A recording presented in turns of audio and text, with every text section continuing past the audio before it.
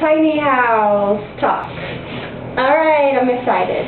Okay, so I'm downsizing to go to tiny house, and I currently live in a typical American home, which means it's way larger than I need. Okay, so I have a wee bit shy of 1,300 square feet. It's 1,260. And I know I can at least do half of that comfortably, and I know I can shrink that square footage down even more with taking advantage of vertical cubic space. Sometimes people think they need more space, like square footage, to hold their stuff, but they're not really taking advantage of vertical cubic space. I mean, look around this room, for example. I mean, all this is just wasted space up in the air, you know. That can be taken advantage of with floor-to-ceiling shelving, wall-to-wall kind of thing. So the thing is how small I can go. I'm not going to go redonkulously small, like 86 square feet, like this, like, you know, this little thing you could pull behind a car. I mean, that's really cute and all, but that's not realistic for how I live and my interest in some of the possessions I have, and I'm not willing to let go of those things at this time. You know, I have tools, I like to make things, I have art supplies, you know. The thing is, I've been downsizing little by little, okay, over the years, and I'll go through a spell where I do a major purge out. Well, the thing is this, I've pretty much gotten rid of most of everything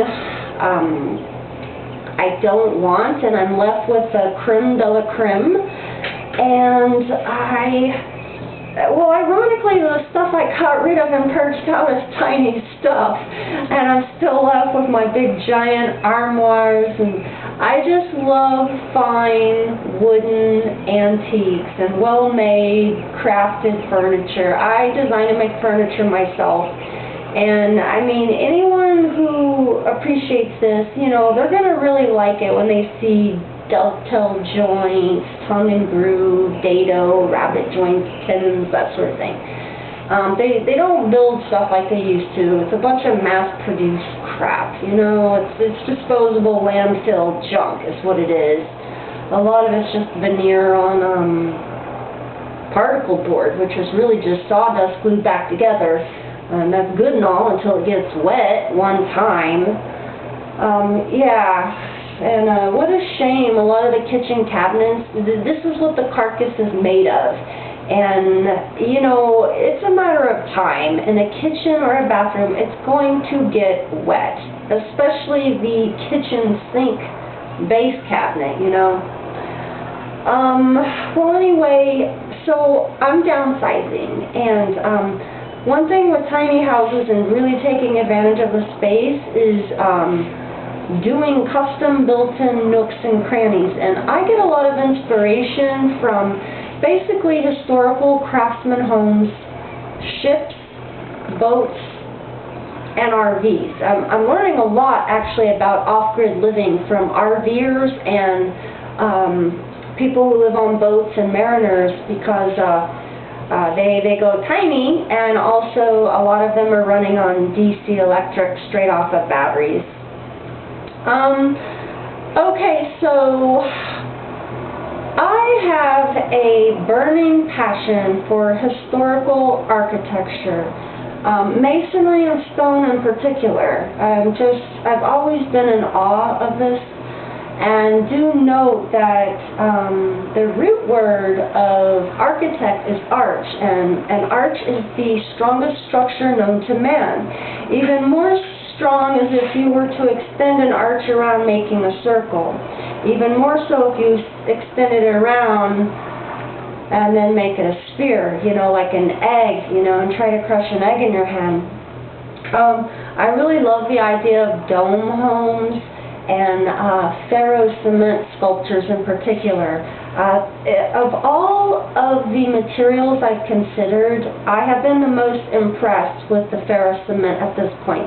Well, actually, I'm impressed with different materials for different reasons in different regions and climates.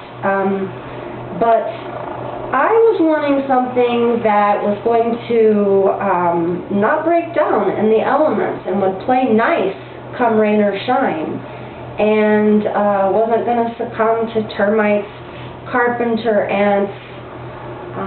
Then there's natural disasters, everything from tornadoes. I've lived in Tornado Alley at one point. I've lived out in earthquake country, and now I'm in, you know, this hurricane place. So I've seen and been through all types of natural disasters, and I've seen how well the homes fare and how poorly they do as well. In South Florida, where I currently live, these stick figures, like wood frame homes, tend to get leveled. They're flattened, okay? Like you can look at Hurricane Andrew down in Miami, especially south there in Homestead, and the homes that were standing were actually cement block. Okay, but the roofs may have been blown off. Okay, now one nice thing about a dome is that it's aerodynamic and one wants to go over it rather than a straight linear wall where wind just wants to push on it. Okay, so of the prefab or modular or mobile type homes, hands down, I am the most impressed with shipping containers made of steel. The biggest enemy of the shipping container is going to be water and any rust that may happen, so don't skimp on a paint job, you know. But the shipping container, I mean, think of this, they stack these on ships full of stuff, and they can hold 56,000 pounds. The weight is distributed on the outer corners. Technically, shipping containers are pole structures, pole buildings, pole barns. Those are really fascinating structures to me because they're different than a typical home where you have to lay a foundation first, then do the walls, then do the roof. With a pole structure, you can put the poles right up and a roof goes on next. The walls can come later or they don't have to come at all. But it's instant shelter from the rain and protecting your materials, unlike a typical building, you know, where the roof tends to go on last. Other advantages of a pole structure, and you could put your shipping container on a foundation of poles, by the way. You can, one advantage is you can have a place, a structure on an irregular or a slope, and a dramatic one at that, where you normally couldn't have a regular building. But with a pole structure, you also don't have to excavate much in the way of land or leveling anything. One important thing is, though, when you do anchor your poles into the earth, on the uphill side, it's important the poles are anchored in deeper than on the low side to help really get it anchored in there, hanging on for dear life. So a shipping container is essentially a pole structure but with steel, and you can use not just wood for your pole structure, like telephone poles or beams. You can also use I-beams, you can use cement pillars. So I'm really attracted to pole structures. You can also buy more affordable land, like if it is on a hillside, something that no one else wants, they don't know what to do with it. Well, I know what to do with it. Another cool thing about pole structures is you can keep adding onto them. I would like to do some sort of combination with shipping containers, which are instant storage, and natural disaster safety shelter as well. Also, you know, resistant to fire and termites and all of those things, just like the cement. Oh, one thing I do want to say, giving credit to wood structures, because I did mention a lot of them have been leveled in the serious hurricanes. The ones down in Key West are still standing proud and tall, and these were built by the sailors who also built ships. And they built these homes down in the Keys, which are beautiful, historical, craftsman-style homes, still standing beautifully. They're built like the ships, designed to give and flex instead of just be these rigid structures that can snap, okay? I mean, it's kind of like, think of a rigid oak tree versus a willow, you know? I mean, yeah, it's nice to be a proud, strong oak, but not if you're going to snap off at ground level and high winds, versus, like, you know, something that's going to be flexible and have some give to it.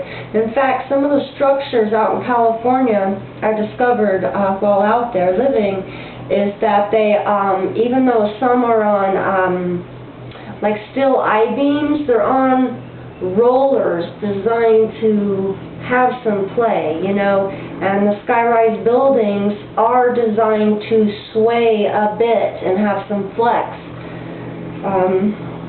So I think when deciding what kind of material you want to build your home, well, I'm very interested in passive and active solar strategies and designing a place that is comfortable, that's designed intelligently on the front end to maintain comfort throughout, and you have a home that takes care of you, okay? Rather than making it an uphill battle, going against the grain, trying to defeat the laws of physics, and then you end up just having an uncomfortable place that has to be maintained with machinery, all this air conditioning, and that just means more energy bills, and the larger it is. And they're saying that Americans, in particular, are having much larger homes today, but yet smaller families.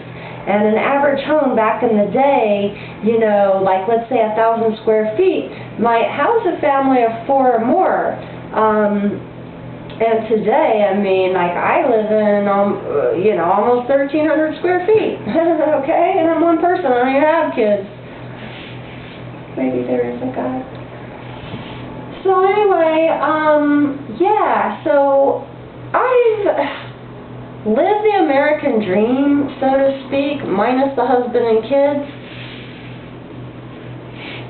But I do have the dog, and I have a home paid for, and I'm very happy and thrilled about that. It's very liberating. And, you know, I made a career for myself as a graphic designer in print advertising and marketing, and I just got totally burned out on that, okay? Designing products for things I don't believe in or whatever. And advertising is a lot like politician and religion. It's just chock full of fucking lies, okay? Our job is to sway you, and we're not going to tell you anything bad about what we have to sell, okay? Or that it's going to harm you. And I had my hand in designing some packaging for big pharma type products and the FDA disclaimers and watering down the truth. There's actually blatant lies that go on. That's another video. And I was just really sick of it. The thing about the rat race is this. Even at the end of the day, if you win the race, you're still just a rat. I mean, in the beginning, I loved the career. I love the creative aspect that comes natural to me. And I'm also a left brainer as well as a right brain, so I'm very technical and mechanically inclined. And I liked working on complex jobs and getting things ready for the printer, so I have pre-press and traditional printing skills as well as modern day computer graphics and desktop publishing. But I just, at the end of the day, it's just like, you know, it didn't feel so gratifying anymore. You know, I love the process of design. Whether it's interior design, landscape design, graphic design, fashion design, I sew also. I mean, you know, yeah, thanks to my granny and my aunties, they were seamstress. I learned to sew really early. But I just love the creative process, and something I absolutely need to do. I have a burning prepared to do this in my lifetime is build my home from scratch. And there's something about that that just will be, it's a fulfillment I must do. There's just something very primal about it, but it's like the ultimate creation, and it's a home, okay? And I love the idea of working with nature instead of against it. And like I mentioned, the passive and active solar strategies. You know, I love the idea of the solar chimney, and updraft towers, also wind catchers, also the idea of using trees to shade the house in strategically planted places, but yet trees that are deciduous and lose their leaves in the winter, allowing the sun to heat the house, and orienting the home to where the broadside faces the southern exposure. Because what happens is that in the summer, when the sun is straight overhead, and the hottest part of the day, afternoon, when the sun's going over into the west, it's beating on the slimmest part of the house. And then, in the winter, when it's lower on the horizon, it's actually beaming into the southern windows, coming into the house, actually, and therefore it can warm the house and be a part of your heating system. And to take further advantage of that, what you do, you would put like some sort of thermal mass type floor or wall, strategically placed wall, and think cement, stone, porcelain, something along those lines. Even I've seen where people have actually had tanks of water, because water will hold a lot of heat or cold. It's very good for that as well. But what happens is the sun heats this up, especially if it's a darker material, because dark colors absorb, whereas light colors reflect. But this becomes the home's heating system in the winter.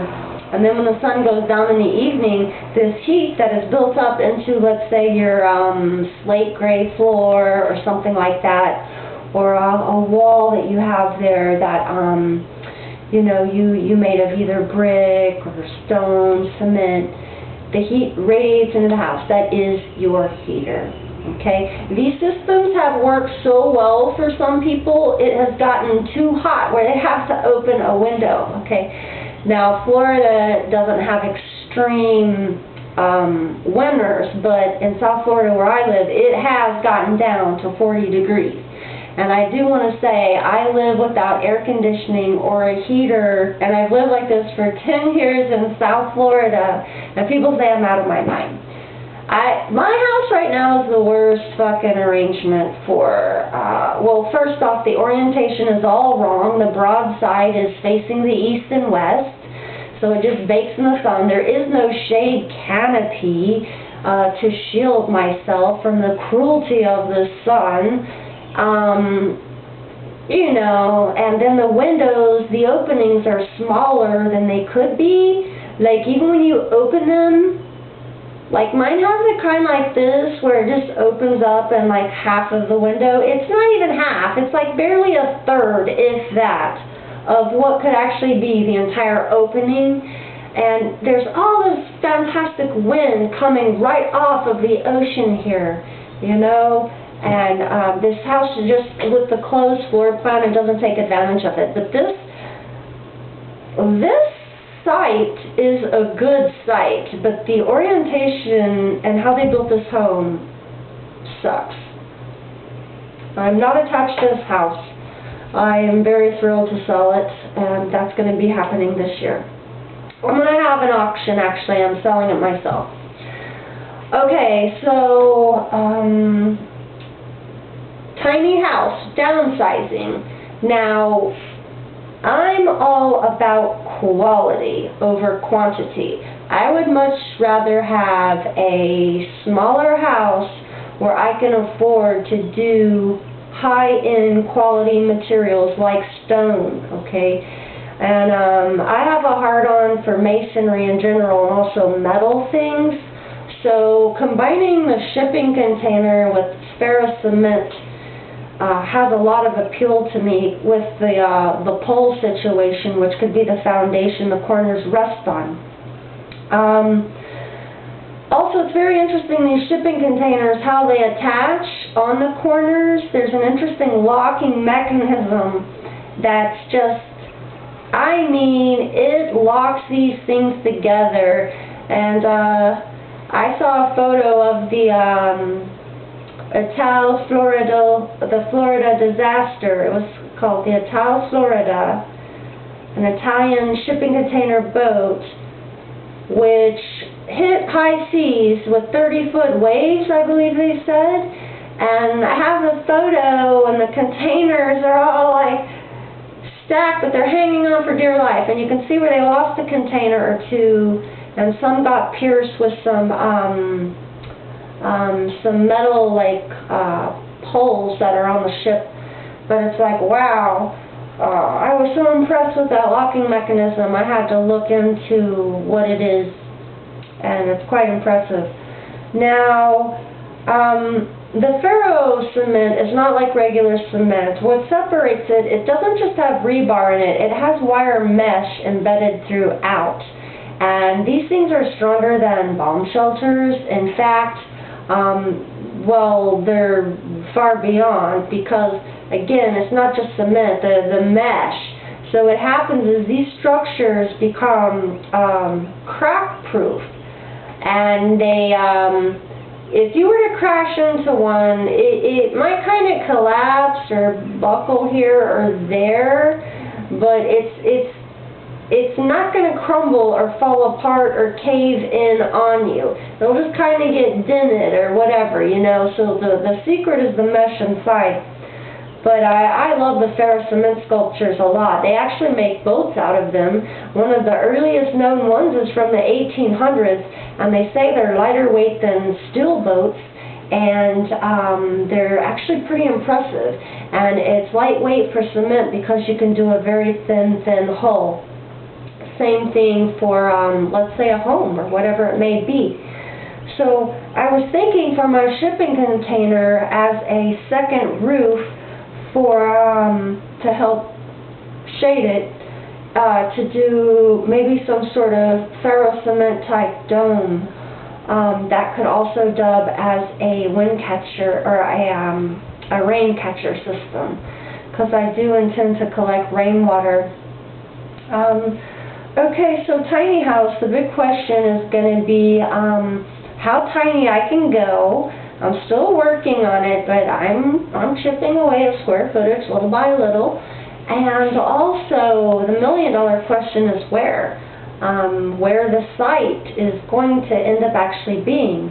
Now, typically, when choosing materials to go off-grid, I would suggest a person, you know, consider the region and where they're at, not just force their own desire onto an area, but really ask yourself if that material is going to be appropriate. What some people like to do is use material off the land, and it costs them nothing. If you have a bunch of rocks on your land or coral, well, guess what? Maybe you need a coral house. If you have a bunch of woods and you need to clear a spot to build a house, you need a wood house maybe, or a log home, you know. Also, if you have sand, which we have plenty of here, you could even make your own cement. And the cool thing about cement is very sculptural. You don't have to do straight linear lines and walls. I really love the idea of incorporating arches, domes, curves, something more organic. My biggest inspiration comes from the architect, the Spaniard, Antoni Gaudi, and his work is very beautiful in Art Nouveau. And Art Nouveau harkens back to very, you know, the fluid, tranquil curves of what you see in nature. And it also feels very feminine. The Art Deco movement that came after Art Nouveau was like kind of the counter to that, where it was more angular with some curves, but they had like angles and sharp corners, and it was more masculine and represented like more of the industrial era we were coming into, rather than, you know, everything being so natural-esque from earlier times gone by. And I would like to have a revival of that. I'm just thrilled. I'm so excited. I'm closer and closer to moving. I just have to finish my woman cave. I've basically remodeled this whole house. Since I've been here, I have learned to tile. I've learned from the Italians. In fact, it was the company that moved me to Florida and hired me to be their graphic designer and work on their eco line of products, which I was very proud about. And they restored the Vatican, the Malaysian Twin Towers. They've done Olympic swimming pools. I mean, these people, they know masonry, okay? Tiles, stonework, cement, all of it. I love it. And I love the idea of the longevity of it. I'm just so over disposable crap that almost dissolves or disappears or falls apart on you in a short period. The cost of things are going up, but the quality is going down, and people are getting used to this, accepting it, and I just shake my head sometimes in disbelief, okay? But, not to get off track, but really, I guess it's kind of on track, though, with what we're talking about, and going downsizing, and quit collecting a bunch of just crap, you know. One nice thing about the furniture and stuff I have acquired, because I have filled an entire house, room to room, with big old antique furniture. The nice thing about antiques, they actually hold their value. That's right. Your car doesn't. You can buy it new, drive it off the lot, and it's just depreciated. You'll never see that money again. And antiques value can actually increase. The better the quality and also the scarcity of it, you know, when it's a rare item and unique. And I like things that are original and handcrafted, so that's how I got into making some of my own things. And on my wish list is welding, so I'm going to need to learn to weld to do some stuff on my shipping container, because I want my stuff nice and tidy, none of the sloppy beadwork. And also, I'm going to do a beautiful security gate and door, but I want to have it not like a jail cell with fucking vertical bars. I saw a cool thing where someone put their bars at an angle, and that was interesting enough, actually, to break up the usual look of, oh, get me out of here, you know, like a caged animal. But I love the idea of it being more vine-like, you know, or Celtic knots, or something like that, you know, something more fluid, like that conveys, like, movement, you know. So yeah, and with the shipping container, okay, I can fulfill my love of working for metal, or with metal.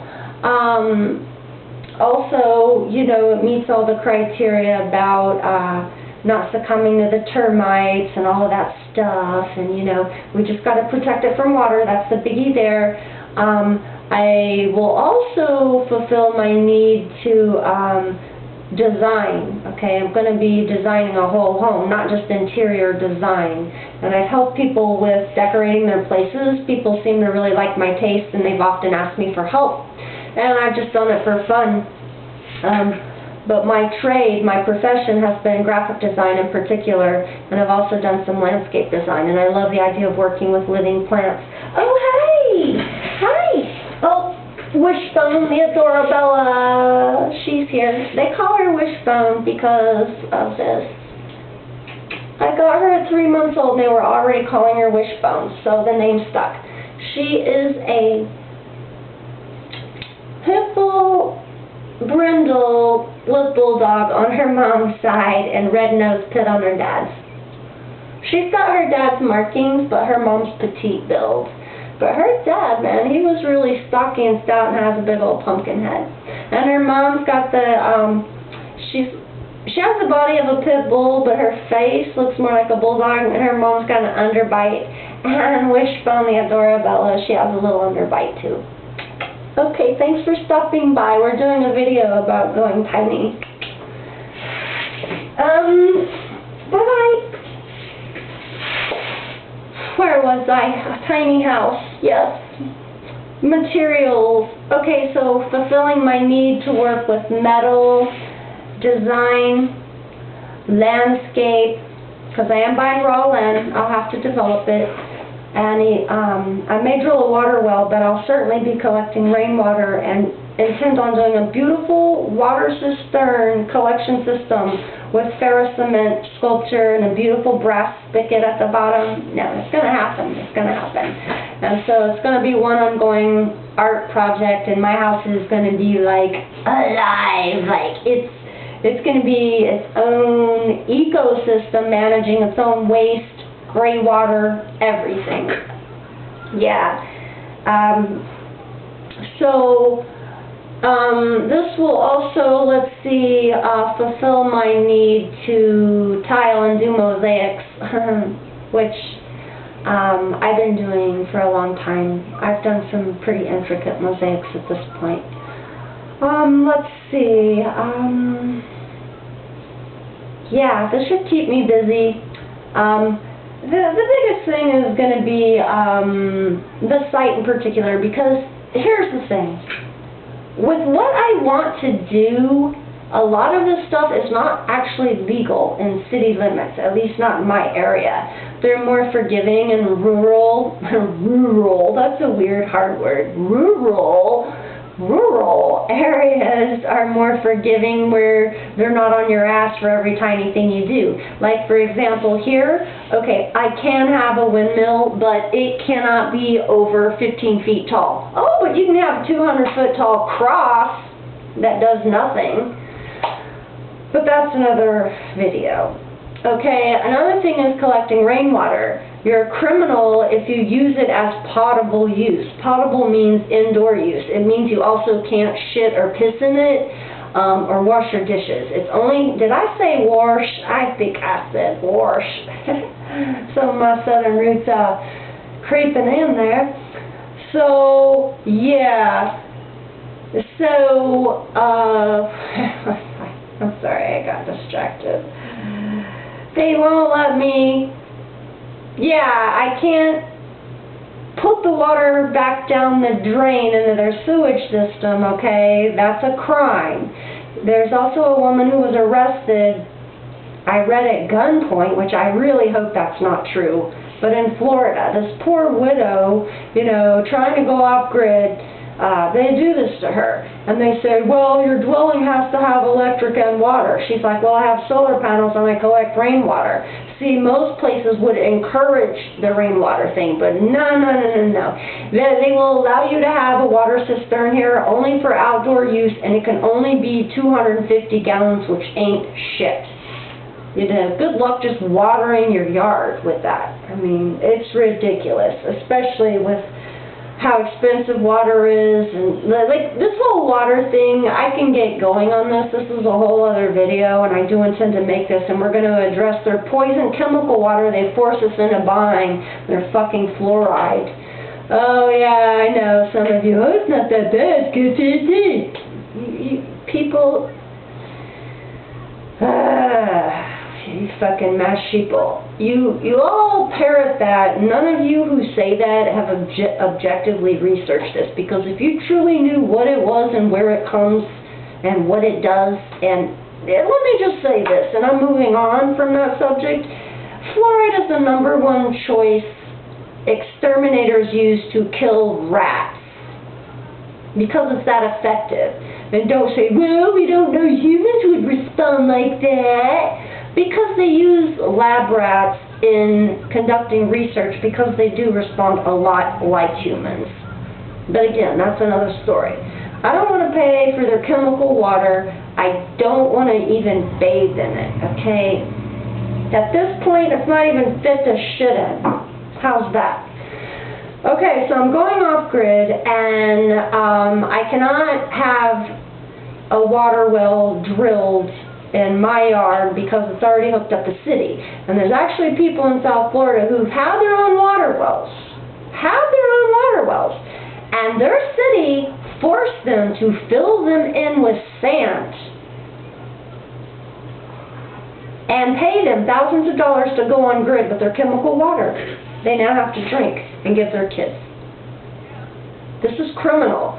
This is where I say, what the fuck is wrong with all of you people that you could all cow down to this very small governing force, and there's millions of us, millions, and there's a handful of them, and that if everyone just said, fuck you, cram it up your ass, it's my property, I have a water well on here, it's grandfathered in, ha ha ha ha, take us all to jail. They can't. And if everyone said, cram it up your ass, guess what? They would have to. And, okay, Europeans have higher standards for one simple reason, as far as I'm concerned. Because when the natives are restless, they take it to the streets, and their government is afraid of that. When the people speak, their government listens. We like to say, oh, we're the land of the proud. No, we're the land of the pussies. A lot of you are afraid to stick your neck out there. You're afraid, oh, if I say anything, I'll get in trouble. And you all just pipe fucking down and you take it up the keister. And I'm pissed at you people because it's keeping standards low for the rest of us who give a fuck. Okay? Yeah, that's right. I'm talking to you people. And you know who you are. So, it's like, these people are afraid of the government, and so the government pretty much does whatever it wants. And I want to say there has been a worldwide coalition started to eliminate fluoride from all water supplies. So for some of you who doesn't think it's that bad, come out of the dark ages. Quit being hand-fed information without questioning it. You have blind faith, like it's like religion. It's the same fucking mentality. It's the same fucking mentality. Like it's blasphemy to question your government. Oh, like Uncle Sam wouldn't lie to you. Don't put him on the spot. Okay, so this is turning into another video, as you can see. Back to my tiny house. Okay, so I acquired the American dream. I've bought the house. I've paid for it. I have all the stuff, the bling bling, the wardrobe. Now the thing a lot of women have a hard time going tinier on is like a little small closet. And I'm not doing one of these 2-foot long closets like I see in some of these tiny houses that are 86 square feet or even 200 square feet. Bullshit. I am a shoe hound. I've even designed a pair of shoes. I designed a pair of shoes when I was only like 12 or 11, and they were made for me in Japan while I was living there in Okinawa with my dad. And I was mighty proud of them. And I continue to love shoes and boots in particular. And I am not going to have 2 pair of shoes, okay? I'm not even going to have just 2 pair of sandals. I'm going to have a few, and I'm going to have a few pair of closed-toed shoes, a few pair of dress shoes, and a few boots, okay? And yes, it can be done. You got to go up, vertical, cubic, linear footage, okay? You got to stop thinking sprawling out just flat, square, floor footage, okay? We got to go up. The sky can be the limit. Well, not exactly. In my area, 35 feet is the limit on your house. It can be, okay? So anyway, when building a tiny house, if you do extra tall walls, you're going to ceilings, you're going to have some perks there, because then you can do loft space. You can also do crawl storage spaces or even walk-in spaces. Also, by having taller ceiling, heat rises, simple law of physics, and it goes up out of the area where you're hanging out. This is why historical buildings had taller ceilings, because it was before air conditioning, you know, and the invention of the air conditioning made neighborhoods less people-friendly because people were no longer hanging out on their porches, sipping their sweet tea and lemonade and their mint juleps or 40 boy. Oh wait, they didn't have those yet, I'm sorry. And they were out there on their porches keeping cool and, oh hey neighbor. But now everyone's inside and they don't even build porches like to hang out on. Mine barely shades anything, and I'm not impressed with it. You call that a porch? It barely protects the front door from the elements. In fact, when it's raining, the 4-foot overhang or whatever it is on my porch the rain splashes up from the porch and it just gets on the door. The wood door started rotting out right away fast because of that. And if you look a lot of damage either on wood rot or rust, you will see it happening often on ground level where it's making contact. And on the shipping containers, in their case, it's on the corners because that's where all the action happens, where they're attaching them on the ships and they're stacking them in the shipyards. So they get really beat up on the corners, and they tend to show signs of rust and age there first. Almost always, every time. I've examined so many at this point. I photographed them, and you'll see. You look at them driving by on trucks. You'll see them all the time. Oh, hi! She's back, and she has her flea. It says "Bite Me" on here, and this is her favorite toy. And she's been taking her flea out on her neighborhood adventures, and she's always brought him back. But I keep suspecting one day he'll come up missing in action, but so far he hasn't. And when I put her on the internet, the facial recognition, the facial recognition software saw this as a person and wanted to flag it for who my friend was. He used to have pupils, but they were like the Marty Feldman eyes, one going this way and that way. Hers are a little bit like that too. Also, I have a lazy eye. Mine can wander a bit itself. But here's the flea, and Facebook, they wanted to know who this friend is. It's the Bite Me flea. Okay. I get him. Okay, she's a hoot. He squeaks. It like simulates dying prey. Animals love that. She's also on a raw meaty bone diet. No vaccines either. But those are also in other videos. But this is giving you a feel more about who I am and how I live. I'm very anti-big pharma also, if you haven't already picked up on that. And I'm for cannabis, both for recreation and medicinal as well. Okay. So, and Monsanto, most evil empire to ever exist, associated with the FDA. Well, they are the FDA. They're on the panel. They're also a part of the Supreme Court. They're in bed with Big Pharma, the IRS, and the right wing. Yep. Also, the Roundup, their pesticide was back in Vietnam. It was called Agent Orange, and it's been associated with all kinds of neurological disorders and diseases. One of them is celiac disease, which I have. Oh, great. So some of you who think this gluten thing's a fucking trend, you don't know what you're talking about when our guts are dissolving from the inside out. And also I had full-blown MS, multiple sclerosis, which I was able to heal by going gluten-free. And you can look into that, but that's another video too. And you'll also see other people with similar stories. It's very inspiring. The most impressive one is Terry Walls, I believe it is, a doctor who cured herself of MS by going gluten-free. Okay, so if it was good enough for her. Yeah. Tiny house. And tiny house people have fewer things, but the things they have are important to them. And I saw a cool documentary recently. What was it? We, the Tiny House People, or something like that. And it's very interesting. I'm seeing a theme with the types of people. You're definitely getting into more non-mainstream people. You're getting also into creative people, I'm seeing, okay? With either creative professions or just artistic hobbies and interests, and people who like to make and build things.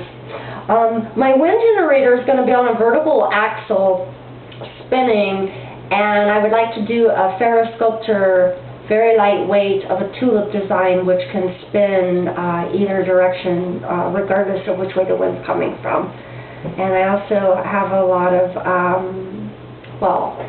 respect for Nikola Tesla. That's a hero of mine and someone who was treated very, very unjustly. And once again, that's another video.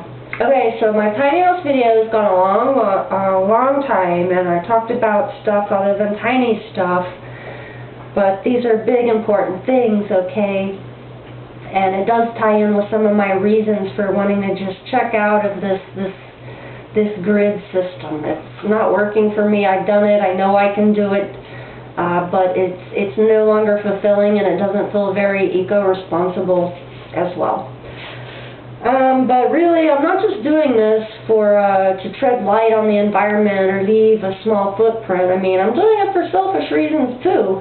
And even though my house is paid for, it's not like I have to go tiny house to afford it, because I already have a full-blown house with just property taxes. And my property taxes are lower than most people's monthly mortgage or apartment rent. Mine have been averaging around $800 in recent years. It's gone as high as $1,200 though. So I'm doing this. I want to go off grid because I have a burning desire for autonomy and sovereignty from the state the best I can. And why pay for toxic water? Okay, and who owns water? Okay, but anyway, and it just, I must do this to feel fulfilled. I've accomplished every other thing I've wanted to in my life that was important to me, and so this is the biggie right here coming up, and it will be underway very soon. I could keep going on, you know, I can be long-winded, and I have something called external thinking. It's an ENTJ thing. I don't expect some of you to get that, but I also borderline on INTJ. You can look it up if you're interested. It's a Myers-Briggs personality type thing. Personality type. I'm actually a rare breed, especially for a woman. Yeah, I know. I know. I wouldn't have it any other way. And I'm not going to have one pair of shoes. Me and Wishbone wish you well, and consider going tiny.